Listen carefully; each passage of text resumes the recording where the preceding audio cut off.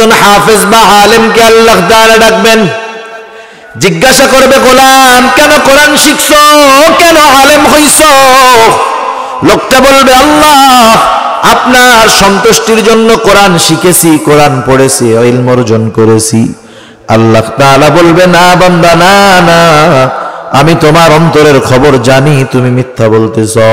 তুমি আলেম হয়েছো যাতে করে তোমাকে মানুষ হাফেজ বলে, আলেম বলে, কারি বলে, মুফতি বলে, মুহাদ্দিস বলে, শেখুল হাদিস বলে, বড় বক্তা বলে, আন্তর্জাতিক খ্যাতি সম্পন্ন মুফাসসির বলে। এগুলা শোনার উদ্দেশ্যে তুমি ইলম অর্জন করছো বান্দা। যে উদ্দেশ্যে ইলম অর্জন করছো, দুনিয়ায় তুমি তা পেয়ে গেছো। আজকে আমি আল্লাহর তরফ থেকে তোমার জন্য কিছু নাই, তুমি চলে যাও, তোমার ঠিকানা হলো চিরস্থায়ী জাহান্নাম। আল্লাহর রাস্তায় জীবন দিয়েছে, কিন্তু আল্লাহর সন্তুষ্টি উদ্দেশ্য ছিল না, জাহান্নাম। দান সদকা করেছে, আল্লাহর সন্তুষ্টি উদ্দেশ্য ছিল না, ঠিকানা জাহান্নাম। ইলম অর্জন করেছে, আল্লাহর সন্তুষ্টি উদ্দেশ্য ছিল না, ঠিকানা হয়ে গেল জাহান্নাম। এই জন্য জাগতিক জীবনে আমি আপনি যত আমল করব, ছোট হোক আর বড় হোক, যাকে খুশি করার জন্য, যাকে দেখানোর জন্য করব, তিনি কে? ওয়া ইন্নামা তুওয়াফাউনা উজুরাকুম ইয়াওমাল কিয়ামাহ ফামান যুহজিহা আনিন নার ওয়া উদখিলাল জান্নাতা ফাকাদ ফাজ। আল্লাহ রাব্বুল আলামিন বলেন, কিয়ামতের দিন মানুষকে তার কর্মের পূর্ণ প্রতিদান দেওয়া হবে। ওয়া ইন্নামা তুওয়াফাউনা উজুরাকুম ইয়াওমাল কিয়ামাহ ফামান যুহজিহা আনিন নার। সেই দিন যাকে জাহান্নামের আগুন থেকে বাঁচানো হবে, ওয়া উদখিলাল জান্নাতা ফাকাদ ফাজ, আর যাকে আগুন থেকে বাঁচিয়ে জান্নাতে প্রবেশ করানো হবে, আল্লাহ তাআলা বলেন ফাকাদ ফাজ, সে সফল হয়ে যাবে। তাহলে আমাদের সফলতা বিফলতা নির্ভর করতেছে জান্নাতে যাওয়া না যাওয়ার উপর। জাহান্নামের আগুন থেকে যে বাঁচবে, আল্লাহ তাআলা বলেন সে হলো সফল। জাহান্নামের আগুন থেকে যে বাঁচবে, জান্নাতে যাবে, সে সফল। আর যে জাহান্নামে যাবে, আল্লাহ তাআলা জানায় দিলেন সে হলো ব্যর্থ। কিয়ামতের দিন কে সফল কে বিফল এটা জানা যাবে। যেমন পরীক্ষা আগে হয়, ফলাফল পরে হয়। কে সফল কে বিফল পরীক্ষা দেওয়ার 3 মাস পরে এই খবরটা মানুষ জানতে পারে, স্বাভাবিক সময় আর কি। সেজন্য কেউ যদি সফল হতে চায়, পরীক্ষায় ভালো ফলাফল করতে চায়, গোল্ডেন এ প্লাস পেতে চায়, তাহলে তাকে অবশ্যই ফলাফলের আগে, পরীক্ষার আগে প্রস্তুতি নিতে হয়, পরীক্ষার হলে ভালো মতো লিখতে হয়, ঠিক কিনা বলেন? অনুরূপভাবে কেউ যদি পরকালে সফল হতে চায়, জান্নাতে যেতে চায়, দুনিয়ায় থাকতে তাকে সফলতা অর্জনের কর্মগুলো করতে হয়। এখন আমরা যদি সফল হতে চাই, কোন কোন কাজ করার দরকার জানায়া দিয়েছেন কে? আর একটু জোরে বলেন কে? আল্লাহ তাআলা সফল হওয়ার কি পদ্ধতি, কি কর্ম আমাদেরকে জানায়া দিয়েছেন। আমি আপনাদের খেদমতে যেই আয়াতখানা তিলাওয়াত করেছি, উক্ত আয়াতে কারিমার মধ্যে আল্লাহ তাআলা কোন মুমিন যদি সফল মুমিন হতে চায়, আল্লাহ তাআলা তাকে 4টি গুণে গুণান্বিত হতে বলেছে। কয় গুণে? 4 গুণে গুণান্বিত যে আল্লাহ তাআলা বলেন সফল হবে সে। আল্লাহ রাব্বুল আলামিন বলেন, ইয়া আইয়ুহাল্লাযীনা আমানুসবিরু ওয়াসাবিরু ওয়ারাবিতু ওয়াত্তাকুল্লাহ। আল্লাহ তাআলা বলেন, হে ইমানদারেরা, তোমরা যদি সফলতা অর্জন করতে চাও কি করবা? আল্লাহ তাআলা বলেন, হে ইমানদারেরা, 1 নম্বরে ইসবিরু, তোমরা সবর করো। 2 নম্বর সবরের উপরে অটল থাকো। 3 নম্বর সর্বদা জিহাদের জন্য প্রস্তুত থাকো। 4 নাম্বার ওয়াত্তাকুল্লাহ, সর্বহালতে সর্ব অবস্থায় আল্লাহ তাআলাকে ভয় করো। 1 নাম্বার গুণ আল্লাহ তাআলা বলেন ইসবিরু, বান্দা সবর করো। সবর সবর কোথায় করতে হবে, কোন জায়গায় করতে হবে, কেমন করে নিজেকে সবের বান্দা হিসাবে প্রতিষ্ঠিত করতে হবে সেটাও আমাদের জানার দরকার। তাফসিরে মাআরিফুল কোরআন সহ দুনিয়ার অধিকাংশ প্রসিদ্ধ তাফসিরের মধ্যেই আসছে একজন মুমিন সে যদি সবের মুমিন হতে চায় তাহলে তাকে সবর করতে হবে 3 জায়গায়। সবর কয় জায়গায়? 3 জায়গায়। 1 নাম্বার সবর হবে ইবাদতের মধ্যে, সবরুন আলা তাআত, আনুগত্যের মধ্যে সবর তথা ইবাদতের মধ্যে সবর। ইবাদতের মধ্যে সবর কেমনে অর্জন করব, কেমন করে সবরওয়ালা ইবাদতের মালিক আমরা হব, আমাদের ইবাদতগুলো কেমন করে সবরওয়ালা ইবাদত হবে। এর আরেকটা অর্থ হলো সুন্দর ইবাদত। সবরওয়ালা ইবাদত হলো সুন্দর ইবাদত। যেই ইবাদতের মধ্যে সবর পাওয়া যায় সেই ইবাদত আল্লাহ তাআলার কাছে সুন্দর ইবাদত হয়ে যায়। আল্লাহ তাআলা আমাদের কাছে বেশি ইবাদত চান না, আল্লাহ তাআলা বেশি ইবাদত চান না, আল্লাহ তাআলা চান সুন্দর ইবাদত।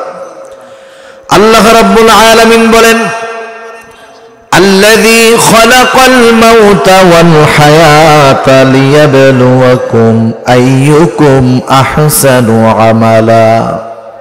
আল্লাহ তাআলা বলেন তিনি আল্লাহ যিনি মৃত্যু এবং জীবনকে সৃষ্টি করেছেন। কেন? আল্লাহ তাআলা বলেন লিয়াবলুয়াকুম, তোমাদের পরীক্ষা করার জন্য, অর্থাৎ আমাদের পরীক্ষার জন্য আল্লাহ তাআলা হায়াত মউত সৃষ্টি করেছেন। জানতে চাইলাম আল্লাহ কি পরীক্ষা? আল্লাহ তাআলা বলেন বান্দা পরীক্ষা হলো আইয়ুকুম আহসানু আমালা, পরীক্ষা হলো তোমাদের মধ্যে কার আমল কত সুন্দর। তার মানে আল্লাহ রাব্বুল আলামিন বেশি আমল চান না, বরং আল্লাহ তাআলা যে আমল চান সেটা হলো সুন্দর আমল। সবরওয়ালা সুন্দর আমল যদি করতে হয় কি করণীয়? সুন্দরের সংজ্ঞা আমাদের কাছে একরকম, আল্লাহ তাআলার সংজ্ঞায় সুন্দর আর এক রকম। আমরা তো চোখ দিয়ে দেখতে যেটাকে ভালো লাগে এটাকে সুন্দর বলি। আফ্রিকার কোন মানুষ যদি আমাদের সামনে আসে আমরা কি গুমো এটারে সুন্দর বলবো? বলবো না, বলবো এটা কালো, দেখতে ভালো না। আল্লাহ তাআলার সংজ্ঞায় সুন্দর কাকে বলে? আমরা চোখে দেখে মজা পাই যেটা সেটাকে বলি সুন্দর, কিন্তু আল্লাহ তাআলার সংজ্ঞায় সৌন্দর্য চোখের সাথে সম্পৃক্ত বিষয় নয়, বরং অন্তরের সাথে সম্পৃক্ত বিষয়। রাসূল আকরাম সাল্লাল্লাহু আলাইহি ওয়াসাল্লাম বলেন ইন্নাল্লাহা লা ইয়ানজুরু ইলা সুওয়ারিকুম ওয়ালাকিন ইয়ানজুরু ইলা কুলুবিকুম ওয়া আ'মালিকুম। রাসূলুল্লাহ সাল্লাল্লাহু আলাইহি ওয়াসাল্লাম বলেন নিশ্চয় আল্লাহ তাআলা কারো সূরত দেখেন না, সিরাত দেখেন না। আল্লাহ তাআলা দেখেন না কে কত সুন্দর, আল্লাহ তাআলা দেখেন না কে কোন বংশের, বরং আল্লাহ তাআলা দেখেন কার অন্তর কেমন, তার কার আমলটা কেমন।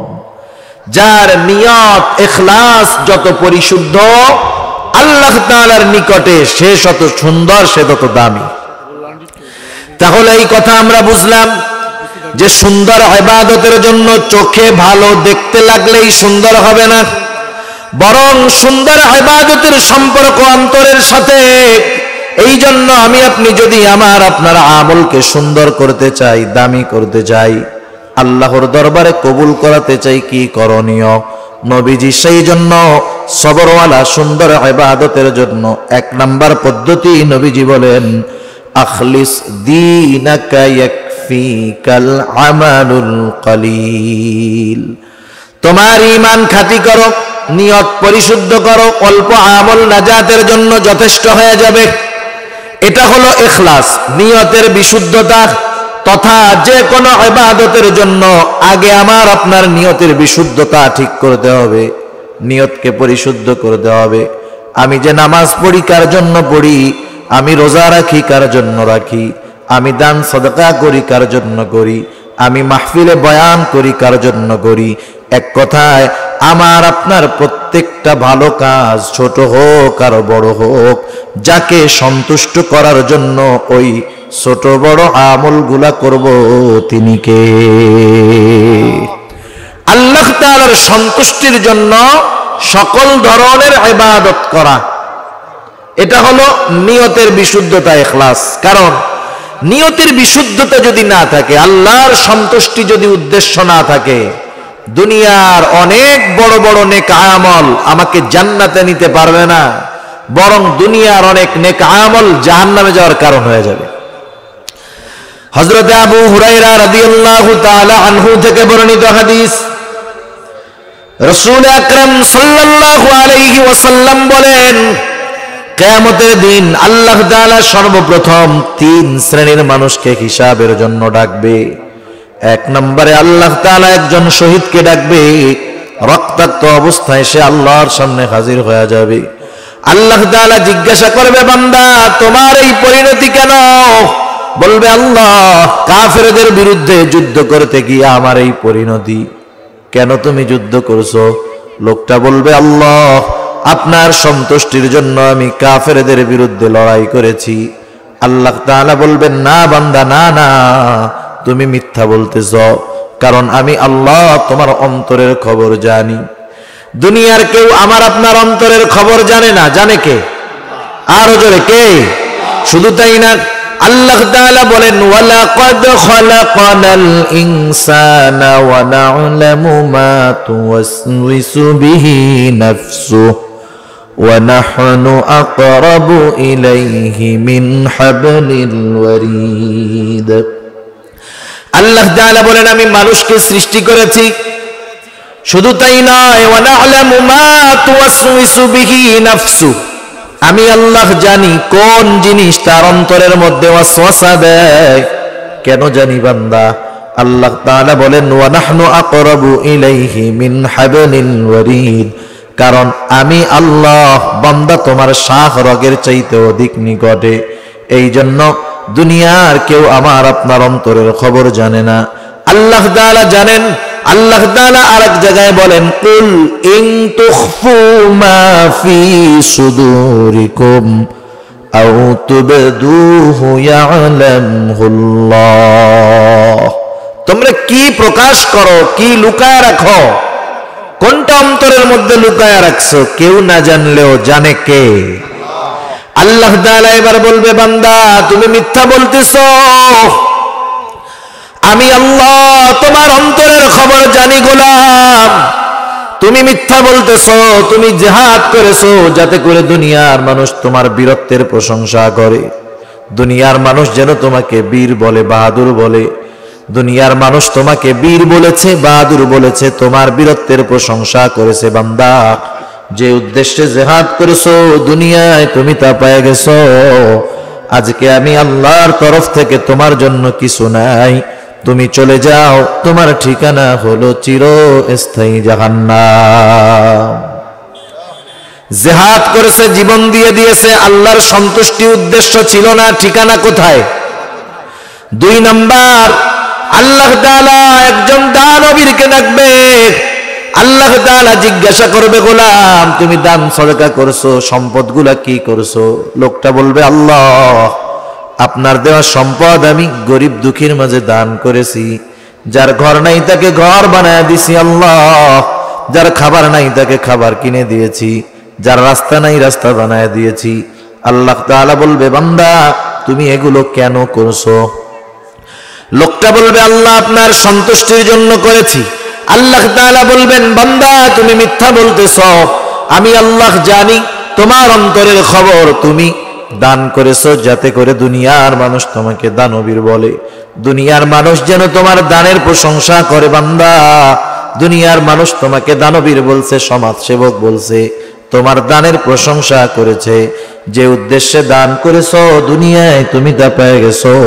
আজকে আমি আল্লাহর তরফ থেকে তোমার জন্য কিছু নাই, তুমি চলে যাও, তোমার ঠিকানা হলো চিরস্থায়ী জাহান্নাম। দান করলো কিন্তু আল্লাহর জন্য করে নাই, ঠিকানা। 3 নম্বরে একজন হাফেজ বা আলেমকে আল্লাহ তাআলা ডাকবেন, জিজ্ঞাসা করবে গোলাম কেন কোরআন শিখছো, কেন আলেম হইছো? লোকটা বলবে আল্লাহ আপনার সন্তুষ্টির জন্য কোরআন শিখেছি, কোরআন পড়েছি, ইলম অর্জন করেছি। আল্লাহ তাআলা বলবে না বান্দা, না না, আমি তোমার অন্তরের খবর জানি, তুমি মিথ্যা বলতেছ।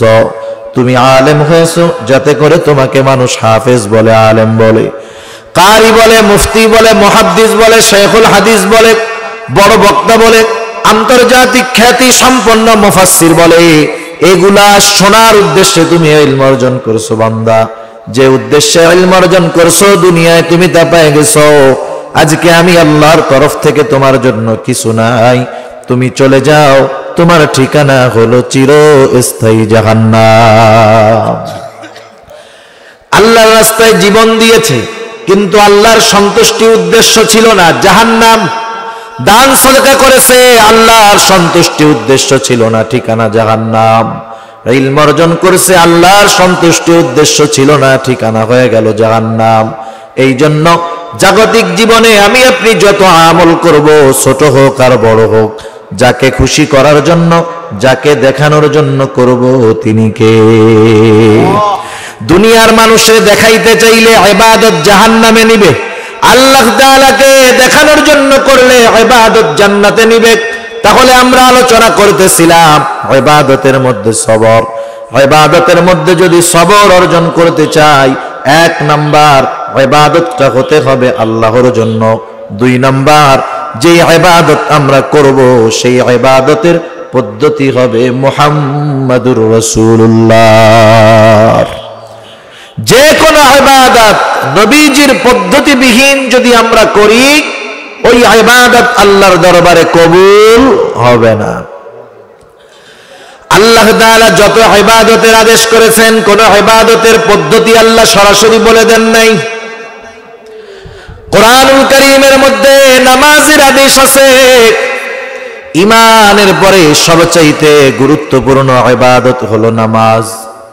কোরআনুল কারীমে আল্লাহ তাআলা 82 জায়গায় নামাজের কথা বলছেন। আপনারা যারা বুঝমান তারা বুঝবেন। বলেন তো, নামাজের আদেশ করেছেন আল্লাহ, কিন্তু নামাজ কিভাবে পড়বো সেই পদ্ধতি কি কোরআনে আছে নাকি?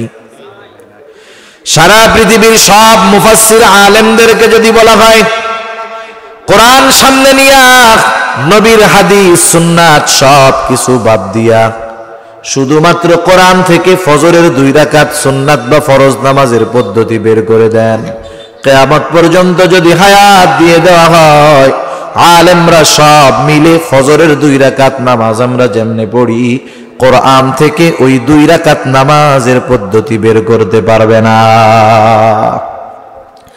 তাহলে নামাজের আদেশ করেছেন কে? একটু জোরে বলেন না। নামাজের আদেশ করেছেন আল্লাহ, আর নামাজের পদ্ধতি শিখায়া দিয়েছেন মুহাম্মাদুর রাসূলুল্লাহ। আল্লাহ তাআলা আদেশ করলেন নামাজ পড়ো। কিভাবে পড়বো? নবীজি বললেন সল্লু কামা রাআইতুমুনি উসাল্লি, আমাকে যেভাবে নামাজ পড়তে দেখো তোমরা সেইভাবে নামাজ পড়ো। তাহলে আদেশ আল্লাহ তাআলার, পদ্ধতি মুহাম্মাদুর রাসূলুল্লাহ সাল্লাল্লাহু আলাইহি ওয়াসাল্লাম। যাই হোক, এগুলা আরো ব্যাখ্যা বিশ্লেষণ করতে গেলে আলোচনা অনেক দূর চলে যাবে। যেমন হজ, হজের আদেশ কার? আল্লাহ রাব্বুল আলামিন আদেশ করেছেন হজের আদেশ। যার সামর্থ্য আছে তার উপরে হজ করা আল্লাহ তাআলা ফরজ করে দিয়েছেন। হাজী সাহেবরা হজে গিয়া যা করছেন, যদি কোরআন খুঁজতে থাকেন নবীর হাদিস সুন্নাত বাদ দিয়া খুঁজে পাবেন না। নবীজি জানায় দিলেন, শোনো, হজের আদেশ করেছে আল্লাহ, হজ কেমনে করবা আমি তোমাদেরকে বইলা দেই। নবীজি বলেন খুযু আন্নী মানাসিকাকুম, আমাকে দেখে দেখে শিখো হজ কেমনে করতে হয়। সেজন্য প্রত্যেকটা ইবাদতে নবীজির পদ্ধতি আছে না নাই? এগুলা তো ফরজ কাজের কথা কইলাম, সুন্নাত কাজে নবীর পদ্ধতি আসেনি? বিবাহ শাদীর মধ্যে নবীর পদ্ধতি আছে। তাহলে যেই কাজ সুন্নাত পদ্ধতিতে করা যায়, ওই কাজ সুন্নাতবিহীন করলে কবুল হবে না, আর যদি সুন্নাত পদ্ধতিতে কোনো কাজ করে ওই কাজ কবুল হবে, বরকত হবে। বিবাহ সুন্নাত পদ্ধতিতে যদি কেউ না করে, শরঈ গর্হিত কাজ যদি না করে, গুনাহ হবে না। কিন্তু সুন্নাত পদ্ধতিতে করলে সওয়াব হবে, বরকত হবে। কথা বুঝতে পারছেন? শরীয়তের কিছু কাজ আছে, হারাম কাজ, বিবাহ অনুষ্ঠানে ওই পদ্ধতিগুলো অবলম্বন করলো না, তাইলে তার গুনাহ হইল না। কিন্তু যদি সুন্নাত পদ্ধতিতে করে সওয়াব হবে, বরকত হবে। কিন্তু পদ্ধতি যদি ব্যতিক্রম হয়, গুনাহ আছে না নাই? এজন্য প্রত্যেকটা কাজের মধ্যে নবীজির সুন্নাত আছে।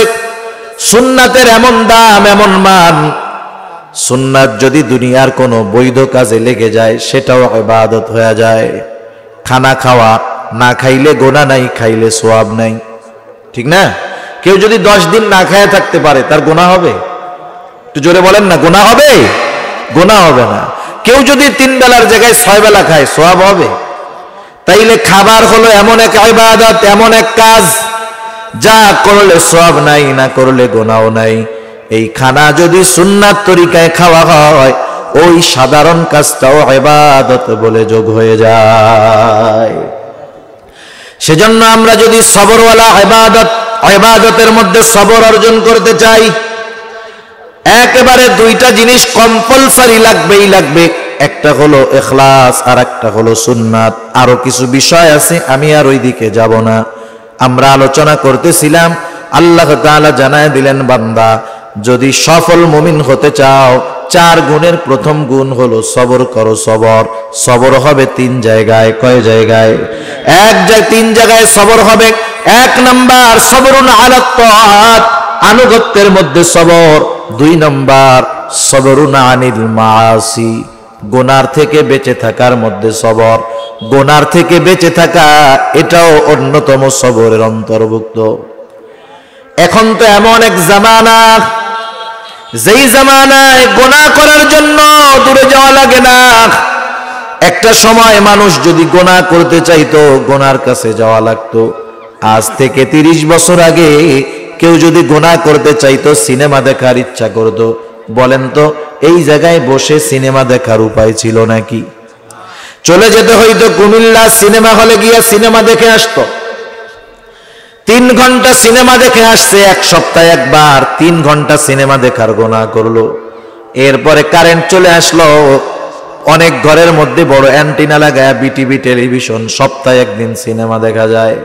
এরপরে আরেকটু উন্নতি, ডিশের লাইন, ঘরে ঘরে ডিশের লাইন ঢুকে গেল। অনেক চ্যানেল ডিশের লাইন দিয়েছে, প্রতিদিন সিনেমা দেখা যায়।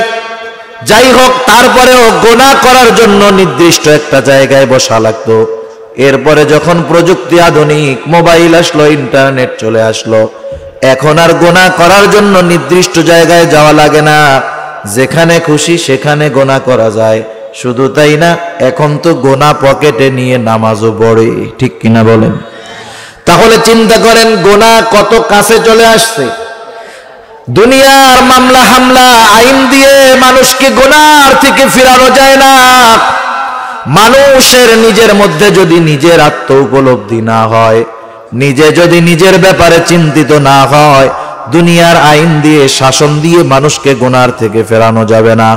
আমরা যদি গুনার থেকে ফিরতে চাই, কয়েকটা কথা একটু খেয়াল দিয়ে শুনি, আমলে পরিণত করার চেষ্টা করি।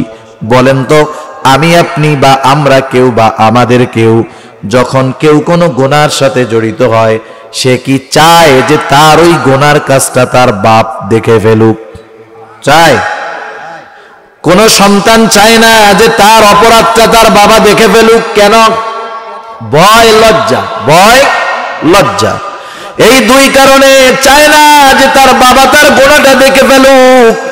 একা একা মোবাইলের মধ্যে কি জানি দেখতেছে, কি করতেছে, বাবা এসে হাজির। এইবার মোবাইলটা কাইটা দিয়া দিছিল সাথে সাথে। বাবা বলে, কি করতেছিলা? বলে, আব্বা ওয়াজ শুনতেছিলাম। সাউন্ড কমে গেল কেন? হ্যাঁ, ওইদিক কি মাহফিল আর একটা হইতেছে না? ওরা মনে হয় মাইক সব এদিকেই দিছে। তাহলে দেখেন, দেখতেছে কি গুনাহ। বাপ যখন আসছে কি বলে, দেখতেছিলাম ওয়াজ মাহফিল।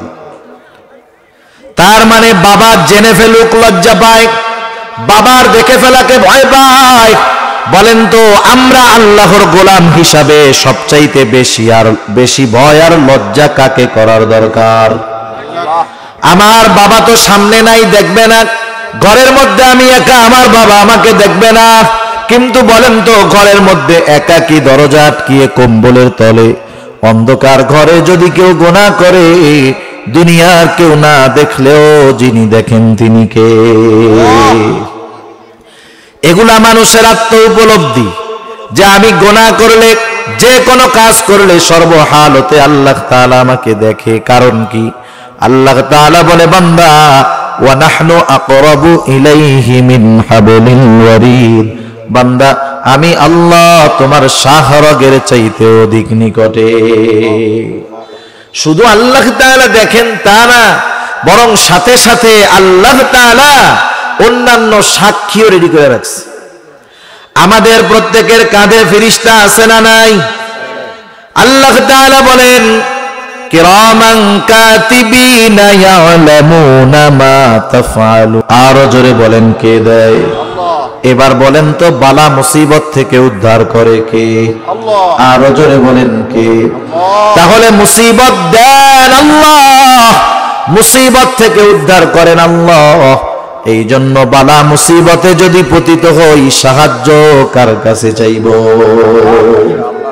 এবার একটু চিন্তা করেন, মুসিবত আল্লাহ তাআলা দেন, মুসিবত থেকে আল্লাহ উদ্ধার করেন। এই যে মুসিবত আল্লাহ দেন, এটা যতটা আমরা বিশ্বাস করি, মুসিবত থেকে আল্লাহ তাআলা বাঁচান, এটা ততটা মানুষ বিশ্বাস করে না। কেমনে বললেন আপনি এই কথা? আমাদের দেশে, আপনাদের অঞ্চলের কথা বাদ দেন, আমাদের অঞ্চলে কি করে জানেননি? তাহলে বিপদে পড়লে সাহায্য আল্লাহর কাছে চাওয়ার কথা, কিন্তু আমাদের অঞ্চলে কি করে? একজন বড় বিপদে পড়ছে, বলে আল্লাহ আপনি কি বিপদ দিলেন, এই বিপদ থেকে যদি বাঁচতে পারি অমকের দরবারে 2টা গরু দিন। বিপদ দেয় কে? উদ্ধার করে কে? সাহায্য কার কাছে চাইব? গরু কে খায়? কন্যা কে? হায় হায়। তাহলে বোঝা গেল আমাদের বিশ্বাস একরকম, কর্ম আর একরকম, কথা একরকম, কাজ আর একরকম, ঠিক কিনা বলেন? সেজন্য বিপদ আপদ মুসিবতে আমরা যদি সবরওয়ালা হতে চাই, কি করণীয়? আল্লাহ তাআলা বলেন, ইয়া আইয়ুহাল্লাযীনা আমানুস্তাঈনু বিস-সাবরি ওয়াস-সালাহ। আল্লাহ তাআলা বলেন, হে ঈমানদারেরা, ইস্তাঈনু, বিপদ আপদ মুসিবতে আমার কাছে তোমরা সাহায্য চাও। বিপদ আপদ মুসিবতে আল্লাহ তাআলার কাছে সাহায্য চাওয়ার মাধ্যম হলো 2টা। কয়টা? একটু জোরে বলেন। 2টা। 1 নাম্বার হলো সবর, 2 নাম্বার হলো সালাত, ধৈর্য আর নামাজ। এই 2টা পদ্ধতি অবলম্বন করে বিপদে পড়লে আল্লাহর কাছে সাহায্য চাইতে হয়। আল্লাহ তাআলা জানায় দেন সবর করব কেমনে, কথাটা বলার দরকার নাইলে বুঝে আসবে না। অনেক সময় আমরা সবর বলতে মনে করি অসুস্থ হইলাম, ঘরে বসে থাকবো, যা হয় হবে, কারো কাছে যাব না, ডাক্তারের কাছে যাব না, ওষুধ খাবো না, যা হয় হবে। কিন্তু এটার নাম সবর না বাবা। কারণ নবীজি বলেন, অসুস্থ হলে চিকিৎসা গ্রহণ করো। তার মানে অসুস্থ হলে চিকিৎসা গ্রহণ করা নবীজির সুন্নাত, ঠিক কিনা বলেন? তাহলে সবরটা কি? একটা উদাহরণ দিলে বুঝতে সহজ হবে। অনেক সময় দেখবেন বড় বড় হসপিটালের মধ্যে, মেডিকেল কলেজের মধ্যে দিন রাত 24 ঘন্টা রোগীর ট্রিটমেন্ট চলে, অপারেশন চলে। রাতের বেলায় এক মুরব্বী হসপিটালের নামাজের জায়গায় বসে আছে। রাত 3টার সময় এক যুবকের আগমন। যুবক দীর্ঘ সময় লম্বা নামাজ পড়লো, তাহাজ্জুদের নামাজ পড়বার পর হাত উঁচু করে আল্লাহর কাছে রোনাজারি করলো, কান্না করলো। মুরব্বী চিন্তা করে, কি ব্যাপার? এই জামানায় যুবকরা রাতের বেলা সুযোগ পাইলেই মোবাইল টিপাটিপি করে, কিন্তু এই যুবক রাতের বেলায় দীর্ঘ নফল নামাজ পড়লো, দোয়া করলো, একটু কথা বলে দেখি। যুবককে জিজ্ঞাসা করতেছে, বাবা পরিচয় কি? কথায় কথায় দুজনের মধ্যে আলাপচারিতায় এক সময় যুবক বলল, চাচা এই হসপিটালের অপারেশন থিয়েটারের মধ্যে আমার মার একটা মেজর অপারেশন চলতেছে, এখনো চলতেছে। আপনি একটু দোয়া কইরেন যাতে করে আল্লাহ তাআলা আমার মায়ের অপারেশনটা সাকসেসফুল করে দেয়। এইরকম দোয়া আমরা চাই, আমাদের কাছেও মানুষ চায়। এখন একটু জবাব দেন তো, অপারেশন থিয়েটারে অপারেশন ডাক্তার করে নাকি আল্লাহ করে? আল্লাহ অপারেশন করে নাকি? কে করে জোরে বলেন? অপারেশন করে ডাক্তার, কিন্তু চাইলো দোয়া, যে দোয়া কইরেন আল্লাহ জানি অপারেশনটা সাকসেসফুল করে দেয়। তার মানে বাস্তবতা হলো অপারেশন করে ডাক্তার, কিন্তু সাকসেসফুল করতে পারে না। অপারেশন সাকসেসফুল করেন যিনি, তিনি কে? এটা হলো সবরের ব্যালেন্স কম্বিনেশন। ডাক্তারের কাছে গেলাম, ওষুধ খাইলাম, ট্রিটমেন্ট করলাম, অপারেশন করাইলাম, কোনো অসুবিধা নাই, কিন্তু ভরসা ডাক্তারের উপরে নয়, ভরসা অপারেশনের উপরে নয়, ভরসা চিকিৎসার উপরে নয়, ভরসা হবে কার উপর? সেজন্য যত বিপদে পড়ি, বিপদ থেকে বাঁচার বৈধ চেষ্টা করব, অবৈধ চেষ্টা নয়। বিপদ থেকে বাঁচার বৈধ চেষ্টা করব, আর আল্লাহর উপরে ভরসা রাখবো, কারণ বিপদ থেকে উদ্ধার তো তিনিই করবেন। যেহেতু সাহায্য তিনিই করবেন, তার সাথে সম্পর্কটা একটু গাঢ় বানায় দিব। কারণ সাহায্যের দ্বিতীয় মাধ্যম হলো সালাত, নামাজ। আল্লাহ রাব্বুল আলামিন দ্বিতীয় পদ্ধতি জানায় দিয়েছেন নামাজ। কেন? কারণ দুনিয়ায় আমি আপনি সাহায্য তার কাছ থেকেই বেশি পাই, যার সাথে সম্পর্কটা বেশি ভালো, ঠিক কিনা বলেন? সেজন্য মুমিন আল্লাহ তাআলার কাছে সাহায্য চাইবে নামাজের মাধ্যমেও। কারণ মুমিন বান্দা যখন নামাজের মধ্যে ঢুকে যায়, তাকবীরে তাহরিমা বলে যখন নামাজের মধ্যে ঢুকে, দুনিয়ার অনেক বৈধ কাজ তার জন্য নিষিদ্ধ হয়ে যায়। সালাম দেওয়া যায় না, সালামের জবাব দেওয়া যায় না, ভালো কাজ অনেক করা যায় না। কেন? কারণ বান্দা তখন যার সাথে কথাবার্তায় লিপ্ত হয়, তিনি কে? এবার বান্দা যখন দাঁড়ায় নামাজে শুরু করে আলহামদুলিল্লাহি রাব্বিল আলামিন বলে, আল্লাহ তাআলা জবাব দেয় হামিদানি আবদি। বান্দার সাথে আল্লাহর কথোপকথন শুরু হয়ে যায়, প্রত্যেকটা আয়াত পড়ে আর আল্লাহ তাআলা তার কথার জবাব দেয়। শুধু তাই না, বান্দা রুকু করলো, সিজদা করলো। বান্দা যখন সিজদার মধ্যে যায়, সবচাইতে আল্লাহর নৈকট্য অর্জন করে। আল্লাহ তাআলাই বলেন ওয়াসজুদু ওয়াকতারিব, বান্দা সিজদা করো আর নৈকট্য অর্জন করো। তাহলে বিপদ আপদ মুসিবত দেন কে? একটু জবাব দেন। বিপদ আপদ মুসিবত থেকে উদ্ধার করেন কে? বিপদ আপদ মুসিবতে সাহায্য কার কাছে চাইব? আল্লাহ তাআলার কাছে সাহায্য চাওয়ার মাধ্যম হলো দুইটা। কয়টা? একটু জোরে বলেন। কি কি বলেন তো? ধৈর্য আর নামাজ। ধৈর্য আর নামাজ। আল্লাহ তাআলা বলেন, ও মুমিন, বিপদ আপদ মুসিবতে ধৈর্য আর নামাজের মাধ্যমে আমি আল্লাহর কাছে সাহায্য চাও।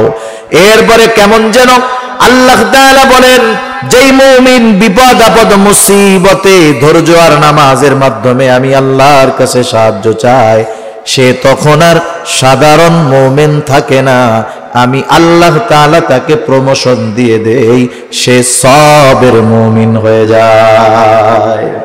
তাহলে সবরের তৃতীয় প্রকার সবরুন আনিল মাসায়েব।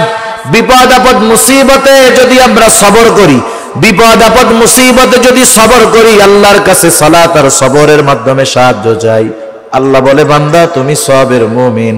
আর যারা সবের, আল্লাহ তাআলা বলেন ইন্নাল্লাহা মাআস সাবিরিন, নিশ্চয়ই আল্লাহ তাআলা ধৈর্যশীলদের সাথে আছে। সুবহানাল্লাহ।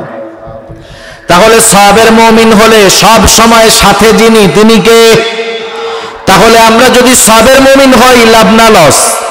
মুসা আলাইহিস সালাম উম্মতদেরকে নিয়ে লোহিত সাগরের পাড়ে, ফেরাউনের বাহিনী অস্ত্র নিয়ে হাজির।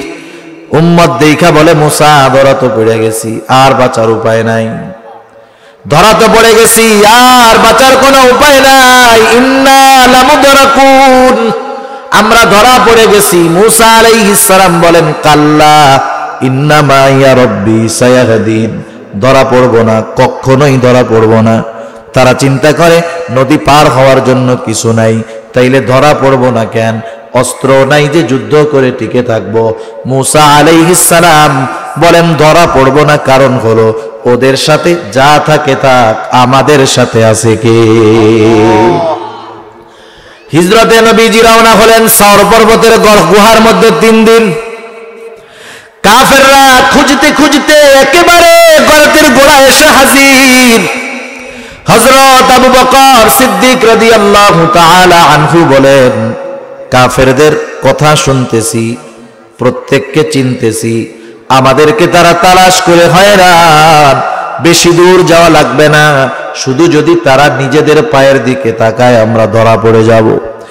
এই মুহূর্তে হযরত আবু বকর সিদ্দিক রাদিয়াল্লাহু তাআলা আনহু প্রচন্ড চিন্তিত ভীত। নবীজি দেখলেন আবু বকরের চেহারার মধ্যে চিন্তার ছাপ, ভয়ের ছাপ। আবু বকর নিজের জানের ব্যাপারে চিন্তিত নয়, আবু বকর চিন্তা নবীজির জন্য। কারণ ওই আবু বকরকে যদি আল্লাহ তাআলা 1000 জীবন দিতেন, নবীর মোহাব্বতে আবু বকর তার 1000 জীবন কোরবান করতে তৈয়ার। কারণ তারা ছিল একেবারে খাঁটি আশিকে রাসূল। তামাম দুনিয়ায় তাদের পরে তাদের মতো আশিকে রাসূল আর কেউ নাই। আবু বকরের চেহারায় চিন্তার ছাপ, ভয় নিজের জন্য নয়, নবীজির জন্য। নবীজি চেহারার দিকে তাকায় বুঝতে পারলেন আবু বকর ভয় পেয়ে গেছে, কারণ কাফেররা অতি নিকটে। নবীজি কি বললেন? কোরআনে আল্লাহ তাআলা তাও জানায় দেন। নবীজি বললেন, আবু বকর ভয় পাও না, লা তাহজান ইন্নাল্লাহা মা'ানা। আবু বকর এখানে আমরা দুইজনই যে শুধু তা নয়, চিন্তার কোনো কারণ নাই, আমাদের সাথে আছে কে? ওই আল্লাহই বলতেছে, ইন্নাল্লাহা মা'আস সাবিরিন, নিশ্চয় আল্লাহ তাআলা ধৈর্যশীলদের সাথে আছেন। এই জন্য আমরা যদি সবর অর্জন করতে পারি, বিপদ আপদ মুসিবতে আমাদের সাথেও আল্লাহ তাআলা থাকবে। তাহলে মুমিন যদি সফল হতে চায়, সূরা আলে ইমরানের 200 নম্বর আয়াতের আলোকে তাকে কয়টি গুণে গুণান্বিত হতে হবে? 4 গুণে। কয় গুণে? 1 নাম্বার, ইসবিরু, সবর করো। এখন বলেন সবর কয় জায়গায়? 3 জায়গায় সবর। ইবাদতে সবর, গুনার থেকে বাঁচার সবর, বিপদ আপদ মুসিবতে সবর। এখন এই সবর করব কতদিন? সবর হবে কতদিন? বলেন হায়াত আছে যতদিন। সবর হবে কতদিন? আবার সবর হবে কতদিন? সবর করতে হবে, সবর। এজন্য আল্লাহ তাআলা দ্বিতীয় গুণ বললেন, ওয়াসাবিরু, সবরের উপরে অটল থাকো, কারণ সবর তো ইবাদত। আর ইবাদত কতদিন? আল্লাহ তাআলা বলেন, ওয়া'বুদ রাব্বাকা হাত্তা ইয়াতিয়াকাল ইয়াকিন। ইয়াকিন হলো দৃঢ় সত্য, অর্থাৎ মৃত্যু। মৃত্যু আসার আগ পর্যন্ত আপনি আপনার রবের ইবাদত করেন, তাহলে সবর হবে একেবারে মৃত্যু পর্যন্ত। আল্লাহ তাআলা দ্বিতীয় গুণ সেজন্য বললেন, ওয়াসাবিরু, সবরের উপরে অটল থাকো। 3 নাম্বার, ওয়ারাবিতু, সর্বদা জিহাদের জন্য প্রস্তুত থাকো। যদিও শব্দটা ব্যাখ্যার দাবি রাখে, কিন্তু লম্বা ব্যাখ্যার সুযোগ নাই। এর দ্বারা একটা উদ্দেশ্য হলো ইসলামী দেশের সীমান্ত পাহারা দেওয়া। আর একটা বর্ণনা আসছে জিহাদের জন্য খুঁটির সাথে ঘোড়াকে বেঁধে রাখা, প্রস্তুত রাখা। সোজা কথায় সর্বদা শত্রুর মোকাবেলার জন্য প্রস্তুত থাকো। 4 নম্বর, ওয়াত্তাকুল্লাহ, আল্লাহ তাআলাকে ভয় করো। তাকওয়া এটা বড় গুণ, আলাদা আলোচনার বিষয়। শুধু এতটুকু কথা বলি, তাকওয়া যারা অর্জন করতে পারছে, মুত্তাকি, তাদের লাভ যে শুধু আখিরাতে তা নয়, দুনিয়াতেও লাভ আছে। আমরা যদি তাকওয়াওয়ালা হতে পারি, মুত্তাকি হতে পারি, আল্লাহ তাআলা রিজিকের ব্যবস্থা করবে, বিপদ আপদ মুসিবত থেকে বের হওয়ার রাস্তা আল্লাহ বাতায়া দিবে। আল্লাহ তাআলা বলেন, ওয়ামান ইয়াত্তাকিল্লাহা ইয়াজআল লাহু মাখরাজা। আল্লাহ তাআলা বলেন, মান ইয়াত্তাকিল্লাহ, যে আল্লাহ তাআলাকে ভয় করে, ইয়াজআল লাহু মাখরাজা, তার জন্য আল্লাহ তাআলা বিপদে পড়লে বের হওয়ার রাস্তার ব্যবস্থা করে দেয়। শুধু তাই না, ওয়ায়ারযুকুহু মিন হাইথু লা ইয়াহতাসিব, ওই মুত্তাকি বান্দাকে আল্লাহ তাআলা কল্পনাতীত জায়গা থেকে রিজিকের ব্যবস্থা করে দেয়। দুনিয়ার আরো ফজিলতের কথা আছে, আমি একটা আয়াতের থেকে বললাম। আখিরাতের ফজিলত কি? আখিরাতে তাকওয়াওয়ালা যারা, মুত্তাকি যারা, তাদের স্পেশাল সম্মাননা থাকবে। তাদেরকে ডেকে ডেকে জান্নাতে নেওয়া হবে, তাদেরকে জান্নাতের গেটে অভিবাদন জানানো হবে, স্বাগতম জানানো হবে। শুধু তাই না, মুত্তাকি বান্দা যারা অভিবাদন জানায়া ডেকে ডেকে জান্নাতে ঢোকানো হবে। আল্লাহ তাআলা এক জায়গায় বলেন, ইন্নাল মুত্তাকিনা ফি জান্নাতিন ওয়া নাহার ফি মাকাদি সিদকিন ইনদা মালিকিম মুকতাদির। আল্লাহ তাআলা সব জান্নাতীদের জন্য জান্নাতের পাদদেশে নহরের ব্যবস্থা করেছেন, কিন্তু মুত্তাকি যারা তাদের জন্য স্পেশাল ব্যবস্থা। আল্লাহ তাআলা বলেন, ফি মাকাদি সিদকিন ইনদা মালিকিম মুকতাদির, দয়াময় প্রক্রমশালী আল্লাহ তাআলার নিকটে বসবার জন্য মুত্তাকিদের স্পেশাল চেয়ার দেওয়া হবে।